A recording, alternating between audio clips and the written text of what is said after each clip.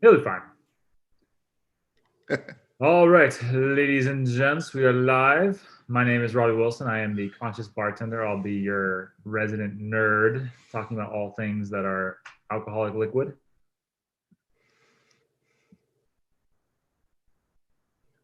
Well, that's just sad. Chad, I'm the whiskey greenhorn. I'm new to all things whiskey, spirits, alcohol. So I'm here to learn from these yahoos.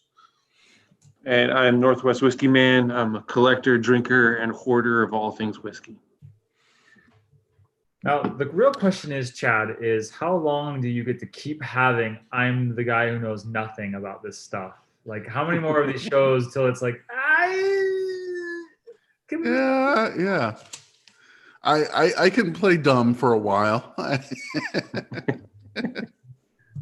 we have been we've been doing this long enough that I'm picking some stuff up along the way. No, for sure. Well, today we will be talking about the Clear Creek McCarthy's.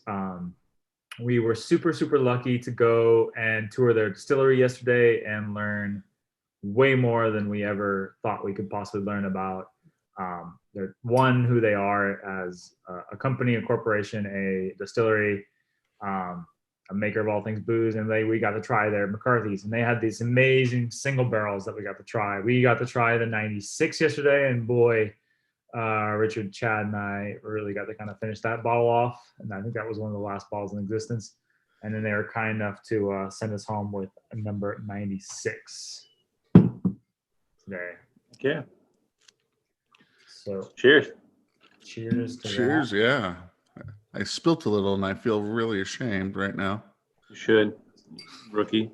It's called Angel Share, I believe. Yeah. Table share. Yeah. There was a company for a while that tried to, I think it was Jim Beam that tried to do Devil Share. The Devil's Cut? No, they still do, yeah. They had a proprietary method where they figured out how to pull the whiskey out of the barrel. Like the whiskey that had gone into the actual wood of the barrel. Squeeze it out. Yeah, like wring out the last bits, and it was just this spicy fireball of a whiskey. But then can't you reuse the barrel? I guess that's the. Yeah. Not by their laws. I had it. Wasn't very good. Wasn't very good. No, it really wasn't. It was a what's the word? It was a good experiment. Yeah. Swinging. I remember the marketing. I guess that's all that cares. Yeah. It's usually suggested anyway. So I'm breaking out the glass that they told me to drink this in. So yeah. Sorry. Yeah, they had a whole ritual behind the drinking. Oh yeah, and cover. They said cover it and swill it. No, don't swill it is what they said. You actually don't swirl. I have a bad habit, but basically cup and cup, I believe it was. So you put your hand underneath it so that your hand warms it, and then you seal it with the other hand, and basically slowly warm it up until you start to see. The camera's not great, but you're starting to be able to see like that mist on the very top. Yeah. The vapors start to pull up. Yeah.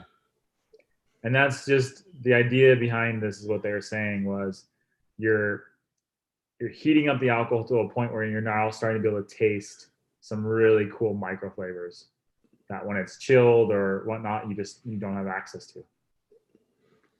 But they took it seriously, and they have it's a ritual behind the whole thing.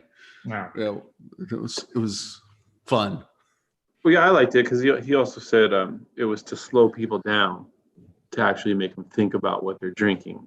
Yeah. As well, not to just pound it and be like, oh, that was good. Like, slow down. It took a long time to get to this point to where it's in your glass. Enjoy it. Yeah, for sure. How much of this ritual will you pick up with the next one, though? That is good. What I took away from it was if you just like dive into something and you think you know all these things about it and you have all these preconceived notions, if you just dive in, that's all you're going to get. But whereas if you slow down, you think about something and you concentrate on it, then you're open to new possibilities. Richard, is it just me or does this one seem a little bit smokier? Yeah, a lot smokier. then we had barrel 26 yesterday at the distillery. This is barrel 96. Is that what you said? 96, yeah. Which I think is interesting that they even put the number of the barrels it comes out of onto the bottle. So if I go to the store, like in any mass-produced store, they'll tell me which barrel or which barrels. Not So these. These are special single barrel stores. Yeah, this is single barrel select. Yeah. So this one is the 11th Avenue liquor store. And so basically a couple liquor stores went around and picked their own barrels to sell. See, now on the regular, if you go to the store, Chad, and you go, oh, McCarthy's, like when we went to the gift shop and you pick it up, it doesn't give a barrel because they've gone through and they've blended it to get a flavor profile that they want. For mass producing. Mass producing. Flavor they want. Well, and that, I mean, yes and no, but at the same time, like this is an older bottle, but here's batch number. Yeah, you'll get a batch number, yeah. Yeah. And so, I mean, it's still it's a batch. It's multiple barrels being put into one specific flavor profile, but at the same time, it is a batch. It is going to differ from year to year to year. Similar to a vintage for wine. Exactly. Wow, I forgot how good that tasted.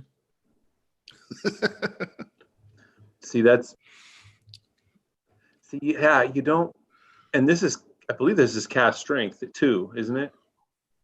56%. That's what we had yesterday was cast strength. This is too. 6%, 5 years old. You don't really taste.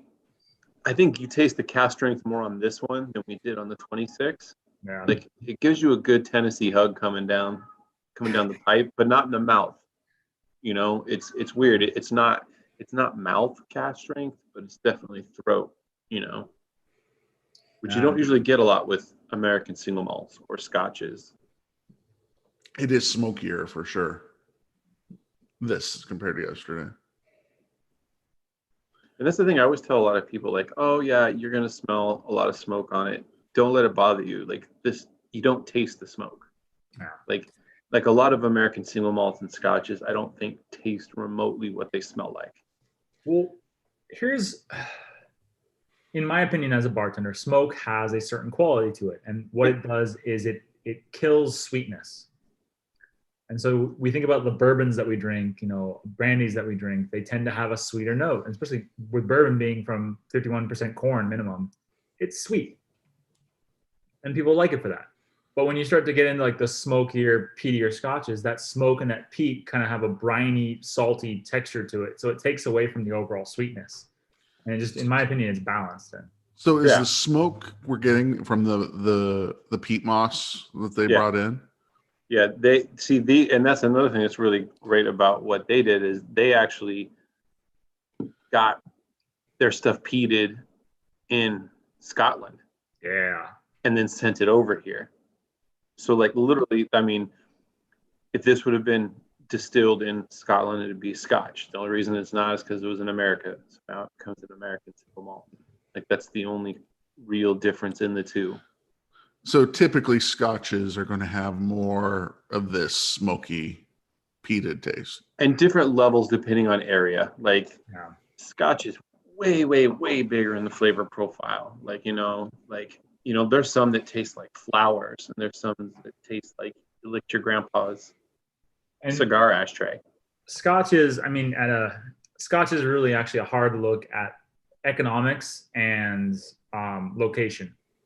So you look at, say, like the Highlands or the Lowlands, they use coal because it was economically viable for them to get coal brought in from Britain or the mainland. Whereas you go to the islands, it was not economically available to them to have coal shipped from the mainland to Britain and then to these like tiny islands. And up that far north, there's just no trees. So you have to somehow dry out this malt. You have to somehow run your stills on some kind of fuel. And what do you have? Nothing except this random peat stuff, which is basically the precursor to gasoline or oil. It's dead, dying matter decaying to a point that it's combustible. That's what's available, and that's what you use. There's a really famous story in like that during World War II, coal was being used for the war, so much so that there was no coal available for any of the Scotch distilleries to make their Scotch. So most distilleries shut down for World War II, but a couple of them that were either on the islands or people who were rich enough, like Macallan, actually peated their Scotch. So like Macallan, 1946, and like a couple of years after that, it was like peated Macallan. So what is the peated their Scotch mean? It's more than just firing with peat moss. What else are they doing with peat moss? You have to to germinate the barley, you have to dry it out. And so in order to dry it out, you have to create some heat. And since you don't have wood, you don't have any of these things, you have this peat bog moss. I mean, you cut it out of the earth and it looks like a big brick. You dry that out and then you light it on fire. But it has this smell because it's all this organic matter. And if you go up to the island of Orkney, which is the very top, the wind is so strong there that it's like any kind of plant matter just gets crushed into the earth. And so their peat quality is like this like massive, like mashed in like plants. Whereas if you go all the way south to Islay, the most famous ones, wind's not strong there. So the plants are fine. It's all this dead decaying plant or like sea matter. So like shells and stuff starting to like rot and decay down. So just the quality of it is very different. And so like basically, so for a visual for you, Chad, like, so on the bottom floor, there'll be a kiln where they're heating up and smoking the peat. And then up on the second floor is all their grain, and they spread it on the floor and they rake it into an even level. And then the smoke and the heat billow up through it to dry it out.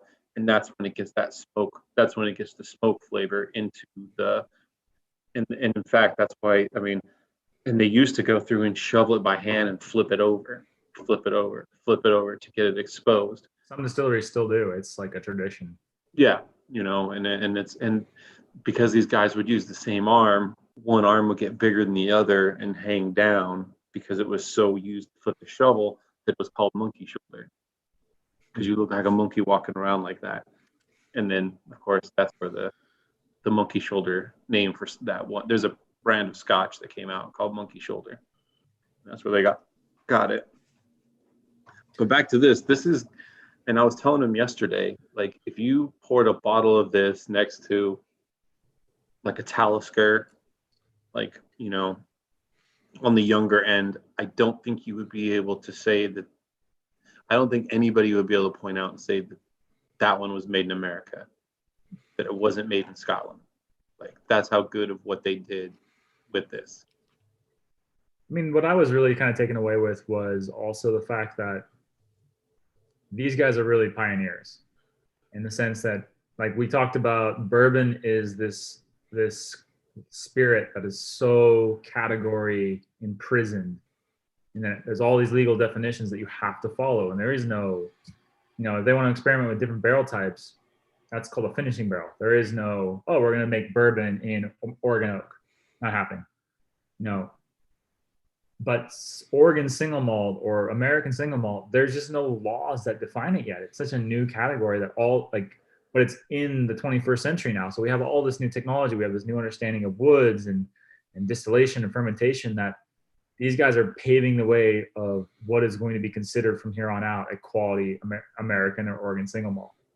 And the point where I have a feeling like 10, 20 years from now, Oregon single malt will be its own DOG, you know, denomination of origin, kind of like it'll be a legally accepted and respected or like place.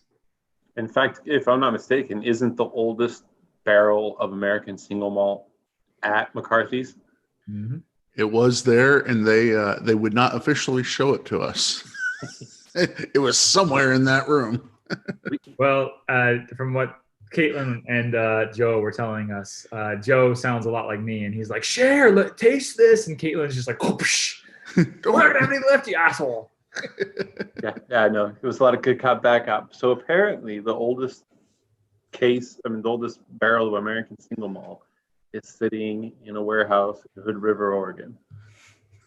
So like that's, you know, hey, and if they could keep holding on to it in 20, 25 years, you know, that'll be that's what's interesting, and that's what, like, especially with that area, because in the summer the gorge gets hot, like it gets hot, and in the winter it gets blizzard-like conditions, you know. So it's going to be like, and you know,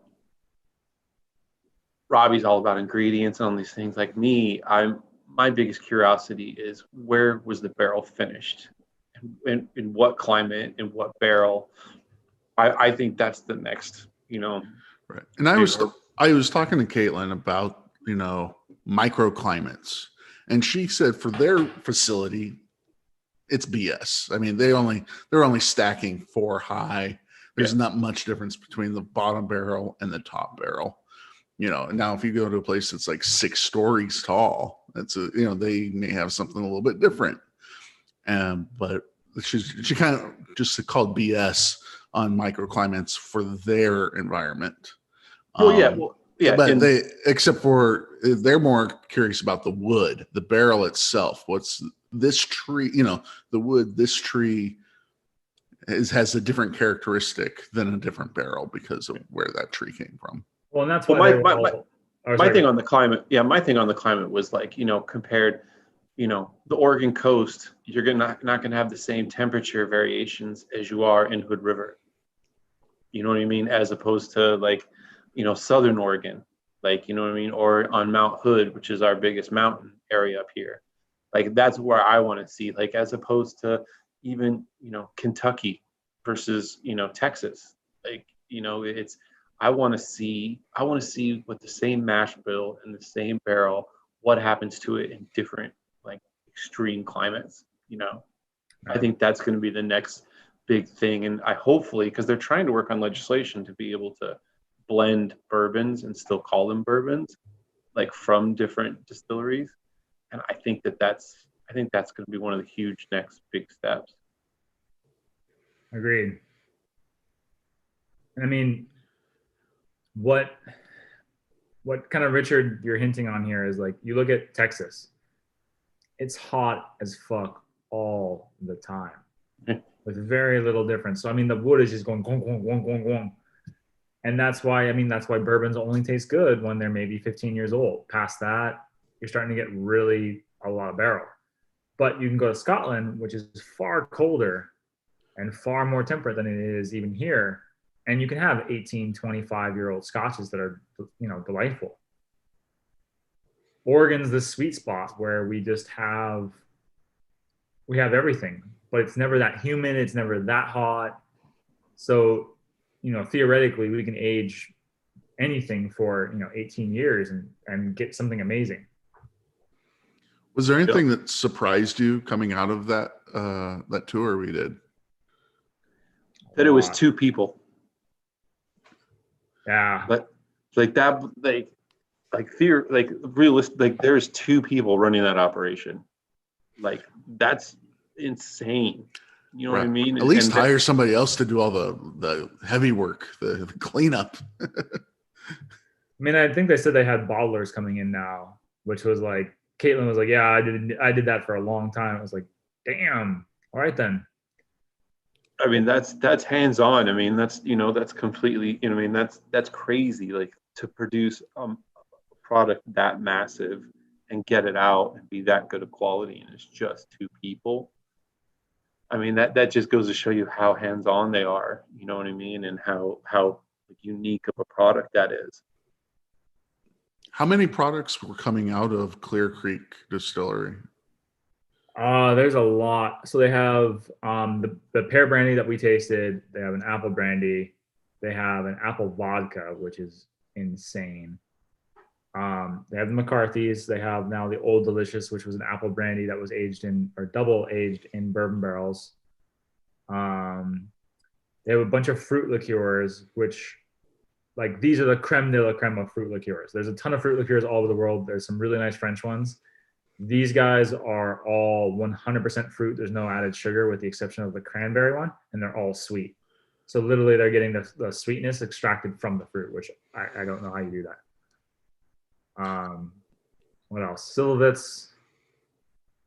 I don't think we actually ended up trying that last time. Now, I get the impression that Clear Creek is kind of the gem, the golden jewel of Hood River's operations. They are the OG in the sense that they are the first distillery in Oregon.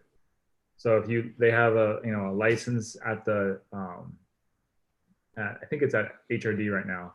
but the license for Clear Creek is their OLCC license, the Oregon Liquor Control License, is 001.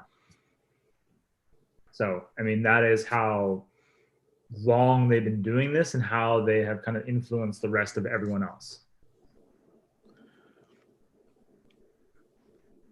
And it's still, and yet still they're that small operated, which I think goes to quality control too. You know what I mean? Like they're very hands on. They know what they're doing.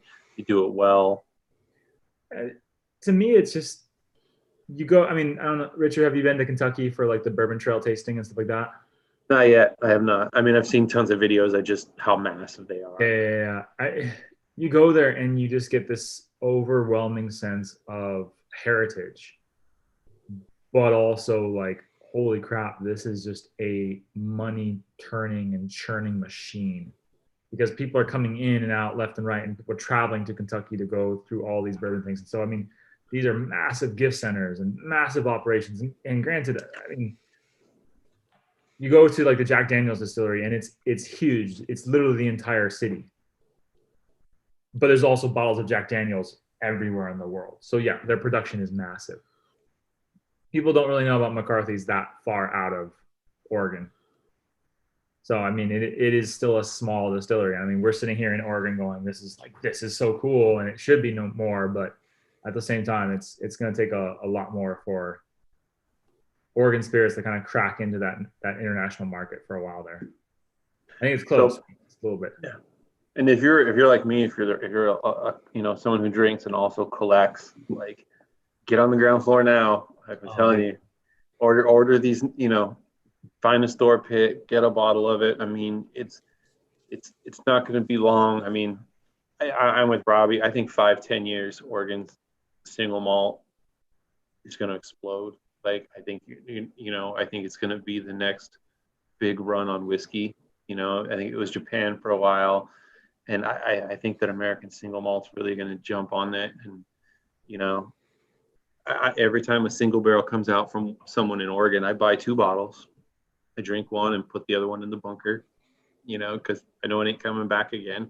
Yeah. I think Oregon's really smart about doing that. Rogue has a program where they do single barrel projects where they'll do one barrel with, I think, 250 to 275 bottles per barrel, and then it's gone. That's it, and they're all numbered. And, I've been smart enough to, buy 2 bottles, bunker one, drink one. And, I think that's where it's headed. If you're watching the show and you're a collector, look into it. Can't miss. And I mean, when you, as a collector, and you look at collecting liquor, first of all, it's a sealed bottle. If you open it, it's worthless. So, yeah. To Richard's point, get 2, open 1, enjoy it, maybe 3 if you really, really like it, and then grab 1 and be like, no, this is my investment, because the value is never going to really decrease from what you paid. It will go with inflation. But when things tend to happen in the liquor world, they tend to be big. So like the prime example I always like to use is Bacardi. If you have a bottle of Bacardi pre-Cuba, that's a $1,000 bottle that you probably paid, $5 for it back then. That's a pretty big increase. But that was because Bacardi left Cuba and now they're in Puerto Rico. So imagine buying a bottle of Oregon single malt now, and then all of a sudden 5 years from now, Oregon becoming a denomination of origin for single malt whiskey and going national. That's okay. Now all of a sudden that bottle's value just skyrocketed. Oh, 100%. And especially, I mean, I think the McCarthy's regular bottle, what does that go? I think it's $49.95. Yeah, I think it's like $50. Oh man, I mean, and I think I have a store pick from Westmoreland Liquor, and I think it was $59.99 for a cask strength single barrel, single malt. Oh, that's a Scotch. That's $100 to $200 bottle right there. Now, let's say right now that barrel 26 that we like so much. In the future, we want, if they're going to, bottle that again, and they're going to do it for a store pick, how do we know? Are they planning on doing that for a store pick? Could stores use barrel 26? And like, if we had a store, can we be like, man, we want 26? Can that be done? Well, we're lucky that it's a single malt and not a bourbon because they can use that barrel again. If it was a bourbon, that was it. You would have one run on it again, and that's it. But since it's an American single malt, they could reuse that barrel, which I think they said they were going to. Yeah. Now, That one they said they would probably never retire. It would exist forever, even to when it's not giving any flavor. It's just a time vessel. so it is possible that they will reuse it again. Now, it's going to have to sit in there for a minimum of probably 5 years. So it may be a while More. or more. Yeah, because it's you already know. been extracted at 5 years. Now the next one has to probably be like 7 years. So every generation, it has to be in there longer. So look at it this way. The two things that happen when you're in a barrel is there's infusion and then there is age. Age happens whether it is a glass jar, whether it's clay, whether it's in a rock pond, doesn't matter. Age will happen. Time happens. Infusion is a separate thing. You are literally pulling the wood sugars into the alcohol. But every wood stave only has X amount of sugar. And every alcoholic beverage has X amount that it can take in and do. So you keep reusing it. Eventually, you just run dry. There's just no more sugar to infuse. So you have to, so theoretically, if you use a barrel again, you have to use it for longer, which is why in Scotland, that's why most of those barrels are used a lot longer because they were bourbon first. You know what I mean? Anywhere from 4 to 8 years. And here's the example I always like to give. So, back when I first started bartending, barrel aging cocktails became like this huge thing and everyone was doing it. And so, I mean, think of it, barrel aged Manhattans, barrel aged Negronis, barrel aged whatever. The first time, and you get these barrels that are about literally a big. I think they were like a liter or maybe 3 liters or whatever it was. Anyway, first time you used them, it was shit. It was overly oaked. You could have it in there for like maybe a month and it was shit. The second time you ran it, you got like 3 months out of it. And the age, like time started to creep in. It was mellowed now. And you also got a good infusion. But the real sweet spot was, in my opinion, number 3. Because now you can go for like a year. And you just didn't get that much infusion, but now time's taking over and you got this amazing balance. And you could really push that time out. You could really get that smoothness coming in. And then you got hints of the oak as well. But it wasn't ever overpowering. And that's where I look at like bourbon and go, when you get old, it's all oak because that's what they had to do.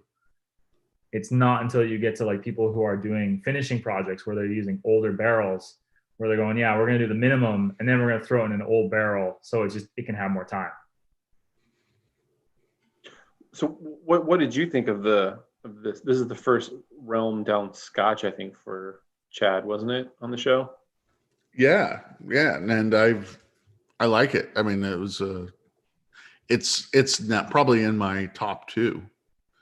So I was really impressed. It went from, so now in my top 2 is this and whatever was bottle B from your guys' blind taste test. Oh, now you're just being a dick. Like not oh man, that's good. So you put it over your my Jack, but it's been a while since I've had that Jack. But I think my just subtleties and finding what the experience of being there. Also, I mean that pollutes the mind too. Oh yeah. See, I mean, but I like that you're open to new flavors like the smoke and the peat. You know what I mean? And and it's I think it really does make me sad when people are like, oh, I only like this. But try the other stuff, man. Even if you don't like it, just try it. Like it may surprise you. What I also love about trying other things is you go outside your comfort realm, you try something, and you experience a flavor that you've never experienced before. You're like, wow, that's really cool. And then you go back to your category and you find like smaller projects that have somehow incorporated that flavor in there. And then you have to really find like, how did you do this? Like, oh, well, we did this and this and this. You're like, okay, like who are you and what are you doing? No, I mean, yeah, because yesterday when we were tasting the brandy, that was the first time I ever had brandy in my life. And it was good. It was really good. I was like, okay. I mean, like I was telling the guys, it was, if smell had a temperature, yeah, there we go. It smelled so like ice cold. and it was weird. It was the flavors were like, and because my basis is whiskey, like way more top and bottom than a whiskey. You know what I mean? And but the flavors went in directions that whiskey's never gone in for me. So my taste buds were like, "What the hell are you doing?" Like this is weird. But it was you know, it was definitely pleasurable. Like I would drink it again. Yeah. You know. And I mean, that was a good, in my opinion, like that was a good intro to brandy for you because it is double bourbon barreled in the sense that they aged it in then 2 barrels after they aged it initially to give more of that bourbon note to an apple brandy. One of the key things that you see when you, I guess if you see them in the store, and I don't know, maybe other companies do this, is the fruit in the bottle that you're not seeing. Yeah, I only seen that with those guys. I don't know if many other people do it. I always thought, I mean, it started in France. Like that's a very like French heritage with Calvados. I think it's like a memorial bottle or like a Christmas edition or whatever. There's some reason when they do that. But Clear Creek was like one of the first ones to do it. And literally you have to like, as soon as the pear or the apple starts, you like put the bottle on top of it and then you tie it all up so that it's not going to like pull the apple or pear off when it gets too heavy. And then you just let it grow in there.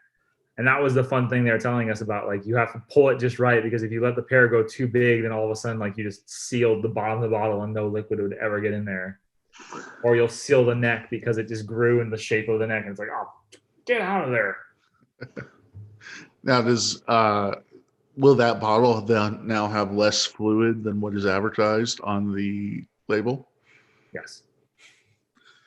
So this is what you give to somebody as a wedding gift. You give it's a marketing trick, I guess. It is and it isn't. I mean, there's a lot of heritage. There's a lot of history to it. It's, to me, you grab the pear brandy, just the regular one, and you drink that yourself. And honestly, like the way they served it, just in the freezer, that was awesome. Oh, so good, so good. That was but out of towners, your friends flying in from New York or whatever, that's the kind of gift you give them to take home with them, because they're gonna see that and be like, "Where the hell is we ever gonna see this again?" And yeah, it's more expensive to buy it with the pear in there, and it's less volume and all that BS. But at the same time, they're gonna keep that bottle forever.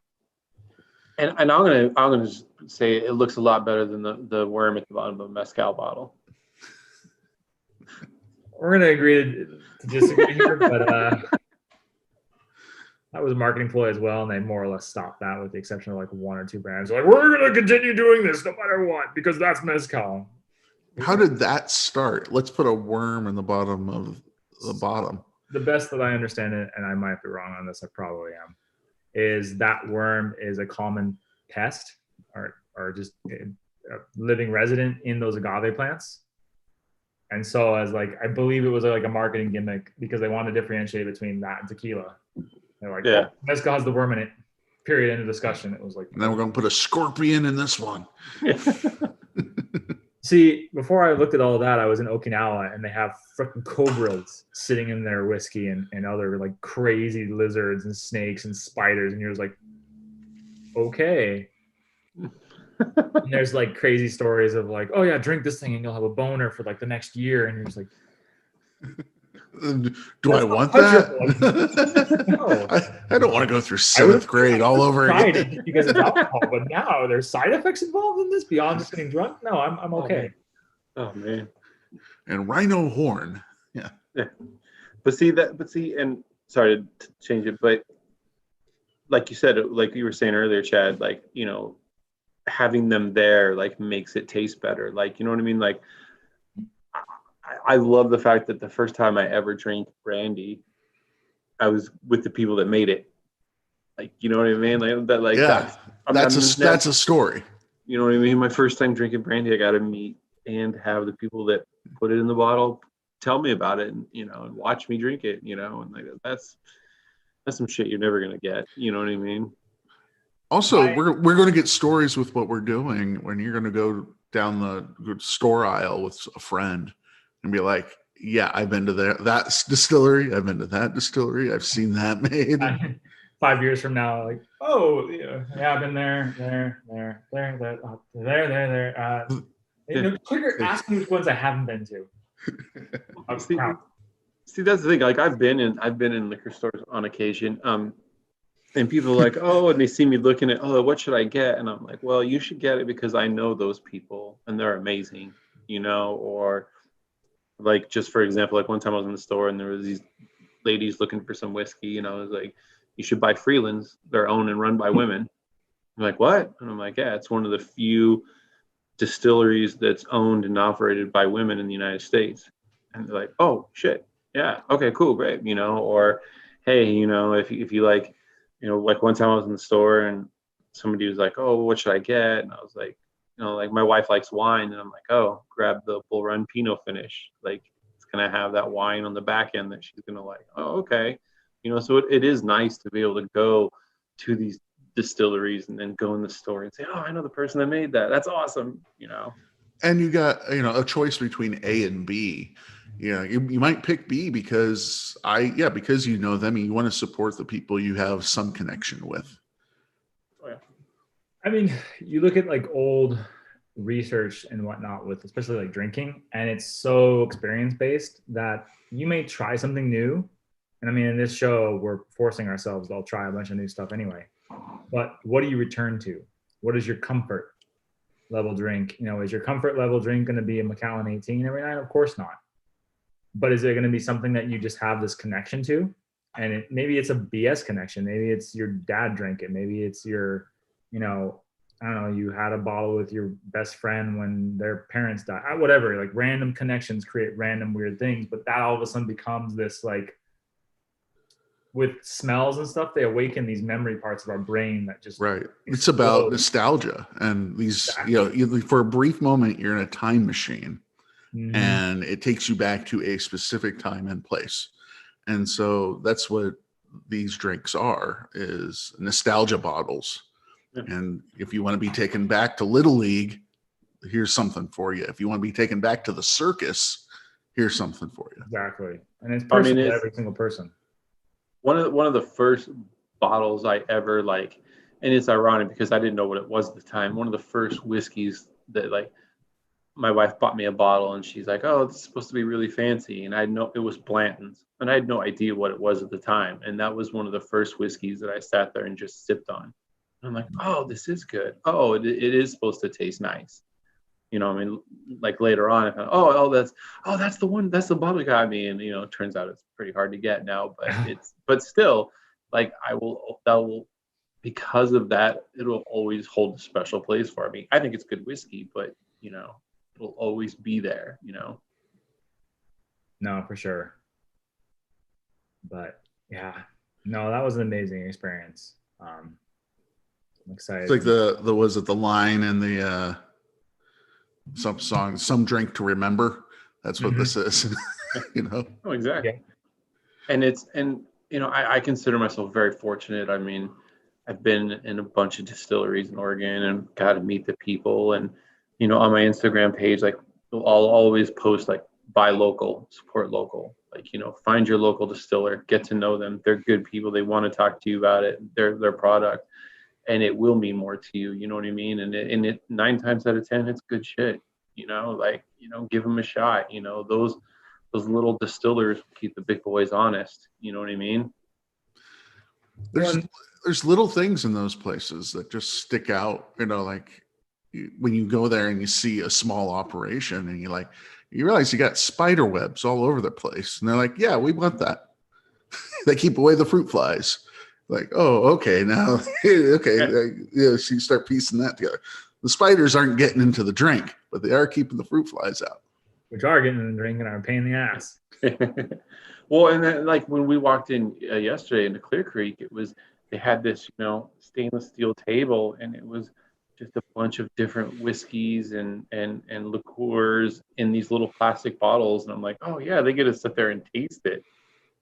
You know what I mean? And they get to not only do they get to taste it, they get to decide what your bottle tastes like at home.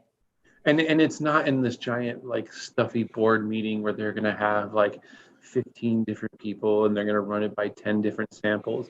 it's two people sitting there smelling it. Go, oh, okay, that smells. Yeah, that's right. We Now, want to put our name on this. granted, let's also set the stage, being that these two people are nerds to the umpteenth degree. Oh yeah, Know more about chemistry and know more about science than anyone I met recently. And they're telling us like, oh, well, that smell comes from this, chemical, or oh, that's going to happen when this happens. And you're just like, okay, fine. Yes. Control my whiskey. I go for it. I don't care. I trust you. Oh yeah, it was. I was definitely like treading water, and they're like, "Oh yeah, well I know this." And I'm like, "Oh, that's cute."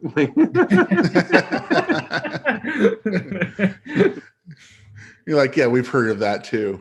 We've heard of that too. It only works in this situation, but over here to hide in the corner. You gotta be like me. I don't know anything. You gotta swallow your pride. Oh yeah. So was that the first distillery you've ever been in, Chad? I have been there for not there, but I have been in distilleries before for work stuff, but not had a experience, not had a tour where I got to sample like I did. Yeah. I mean, Richard, to your point, like you think about American spirits. Let's just even take American spirits because I don't know enough history to tell anything else. Like, you had the Roaring 20s. Like, people were just getting shit-faced drunk on shit. And you had, before then, you had all this other stuff. And regulations were just starting to come out in the bourbon world by like, this is what it's going to be. And you had all this other liquor, gin, rum, that had no regulations whatsoever. And people were dying because of it. And people were getting really bad alcohol poisoning and going nutso. And then we had Prohibition. And almost every distillery died with the exception of a few ones that decide, oh, we'll sell this for medicinal purposes. And then they came back and, they went tradition. They went down the road, like, this is what we can do. This is all we can afford. We're going to just rest on what the laurels of the government and what they've decided bourbon is and rye is. End of discussion. Now we're in this world where we're past that. Knock on wood, Prohibition's never going to come again and destroy all this stuff. But now we're at a place where the science and the people who are doing this are ahead of the government's regulations and laws. They know better than what these regulations are, and they can do things that are beyond and cooler. And so to be making bourbon today is just to be held back.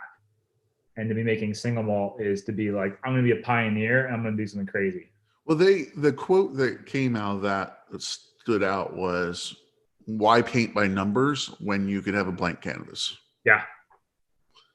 And that was eye-opening. I'm like, okay, I can get behind that. Yeah. Oh yeah, no, I mean it's yeah, I mean the possibility on flavors for American single malt I think are only limited by the distiller. Like or whoever's making it. Like, you know what I mean? Like, are we going to use new oak barrels? Are we going to use these? Are we going to do new oak and then go to a Pinot barrel? I mean, like, what's our mash bill going to be? Like, how high proof are we going to come in? I mean, I can't even wrap my head around how long, like how big of a canvas they can paint on, and what's going to come out, The choices that they have. I mean, you think about just barley alone. How many different states in America grow barley? And like corn is GMO as can be, but barley's not.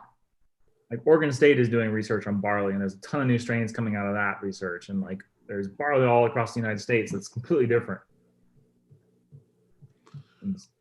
And that alone, I mean, and it's just like, I mean, and the fact that, America is hotter than Scotland. I mean, we can get more flavor in less time too. You know what I mean? Like, imagine a barrel, like just look at what Balcones is doing, like down in Texas. I mean, they make a single malt, and it's ready to go twice as fast, maybe even 3 times as fast as it would be in Scotland, because it's coming in on that barrel so many times more, and so you get that too, and it's I'm excited. I'm gonna start saving my money. Switch over to single malt. Yeah, exactly. I mean, But don't get me wrong. I spent all this last week drinking George T. Stagg, so I mean, I'm still gonna be a bourbon head, But I want my single malt too. The thing that stands out, and we I don't know if we really talked about it much, is that I mean they were truly a field to bottle, field to glass operation. I mean, we got to go into the orchards, and I mean nothing really was growing at the time, but you could see the okay, this is everything comes right here on this hillside, and it's in our glass right now. And that was, I mean, to that even point, like that was one of the orchards they had. They had a couple others, but it wasn't even their orchard. It was another farmer that they knew so well that they were comfortable just having us over to trial on his land. And the point that all their farmers that grow their fruit are on first name bases, and they know who's getting married, whose son's doing what, like what life stories are going on, who's having a baby. I mean, that was the conversation that was going between Caitlin and Joe, was like freaking out over one of their farmers having a baby yesterday. Wow. It's a community that right there, and with small operations, and everybody knows each other. Well, and that's the other thing is you think about, let's look at economics and this is like a horrible topic to get on right now while we're drinking, but like one bottle of Clear Creek's pear brandy is 21 pounds of apples or pears. 21 pounds. Chad, are you going to consume 21 pounds of apples in a year? Right. Richard, are you going to consume 21 pounds of apples in a year? Not a chance. Yeah. But one bottle consumes that much. So that farmer is selling more apples than he or she could ever hope to sell to an individual person or even like a grocery store, because human beings just don't consume that many apples. That's the history of this distillery. When the market went out on the fruits, they were able to say, hey, let's find another way to sell these apples. Well, and another thing is like what they were saying is like a grocery store will just these are not the real numbers, but let's just say it is. A grocery store is going to pay 50 cents for that apple. They're going to pay 55. So they're even paying more, but because that's then going to go into a bottle of, $50 pear brandy. And that $50 pear brandy is not that much to the individual buyer for something that's amazing, but that's going to support the economy of how many farmers. It's almost surprising that a bottle of that could be affordable. Right. I mean, yeah. I mean, we're taking an entire tree's worth of, pears in a moment, and in 1 year, it's not like it's going to grow a second. Right. And we can get that bottle for $40. That's impressive.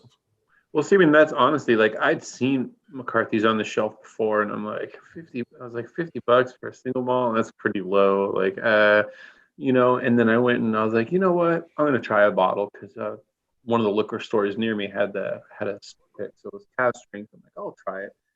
I'm kicking myself in the pants for not buying it earlier. Like, you know what I mean? I looked at the $50 price tag, and I was like, oh, how good can it be? And it was really fucking good. Like, that's how good it could be. I will say this, and this is like a note, I think, to everyone who has a local distillery. Like, this is my story personally with Clear Creek. I got the first McCarthy's bottle ever. When it first came on the market, I was the bartender who went out and bought it. It was shit. Oh, really? It was horrible. Did you tell them that? I did. It tasted like rubber. Oh. Like, there is a note that comes out in very specific sauces, and in small amounts, it's acceptable, it's fine, it's good. This one tasted like tires, rubber. But you know what? Local products, it's cool. I never even sold the whole bottle. Next year, I said, you know what? It's next year. I'm gonna buy it again. Bought it again. Considerably better. Not great, but considerably better. Next year after that, much better. And then after that, it got real fun. So give your local distillers a chance. If you get to know them and you like them and you go, you know what? I like this person.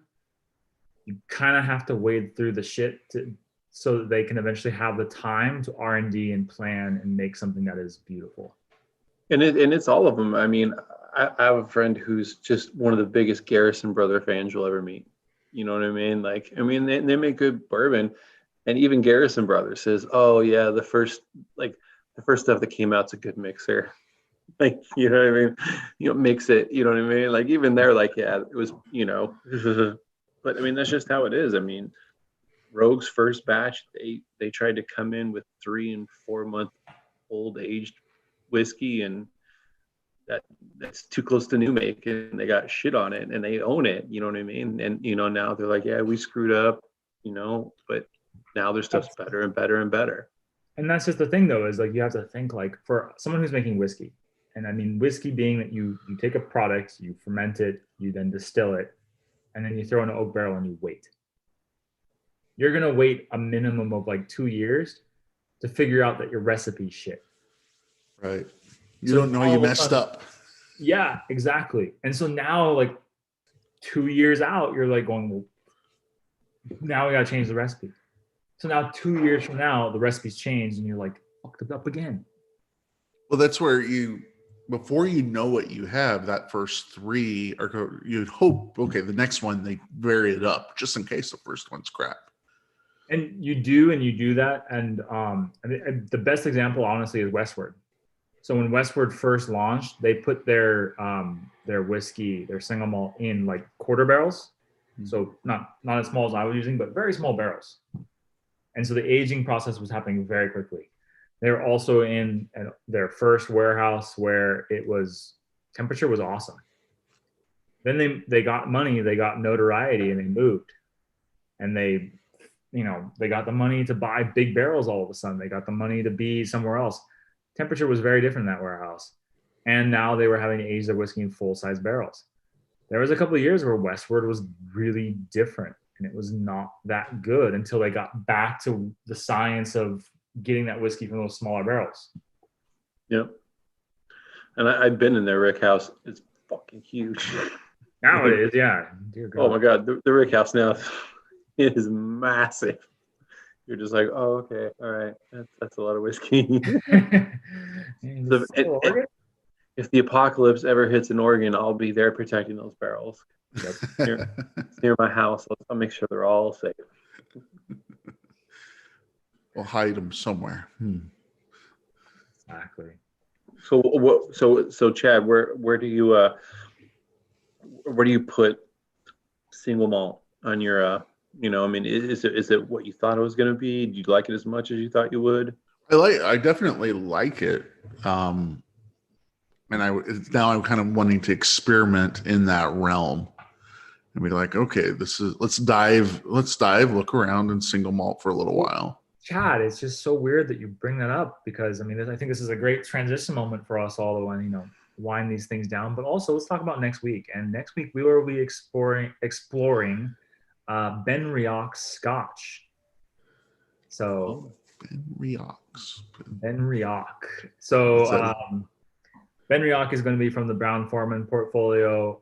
They kind of have two distilleries. They have the Benriach, and then they have the GlenDronach.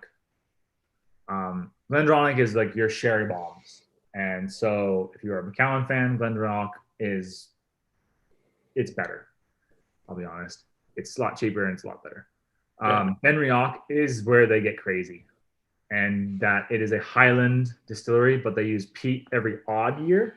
So if it's a 10-year-old, it's non-peated. If it's an 11-year-old, it's peated. And that's how they've launched those things. And I don't know why, but it works. It works really well. So we'll be going through their lineup and experiencing all that they have, not all, but their initial lineup of what they have to offer, and we'll be walked through by their main rep. Oh, so we're gonna have a guest. That's nice. See, my wheelhouse is bourbon. I love Scotch, but I don't know enough about it to really wax on it poetically and give accurate information. We're gonna get drilled. This guy, he knows his stuff. How many bars would you say in the Portland area that we are would have this that we're drinking now? Is it common enough? It's common. and I say this not to hate on either brand, but Westward has really taken off. And I mean, like, really taking off. They've got some sexy new packaging going on. They've got a lot of branding. And so you see Westward a lot. McCarthy's is like a hidden gem.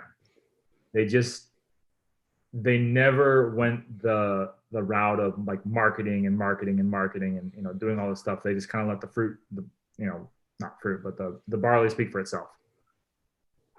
And I think they're stable enough now that they can do that, and they're patient enough to wait for it to happen. But yeah, it's a diamond in the rough in that sense. So you do not see it at as many bars as you think. Yeah, I would definitely say you're probably going to see Westward more than, that's probably going to be the dominant one you'll see in most bars for a bottle of Westward's like $20 more, to get. 20 to 30. Yeah, I think they're in the $60 to $100 range. Yeah. Jeez. Both great single malts. Yeah. I'm biased. I like Clear Creek. Yeah. But both amazing single malts. I would say those between those two, like Oregon single malt will become a thing. And it's thanks to the hard work of both of them, just on different spectrums. And that McCarthy's came in with like, we're gonna have the best ingredients and the best single malt.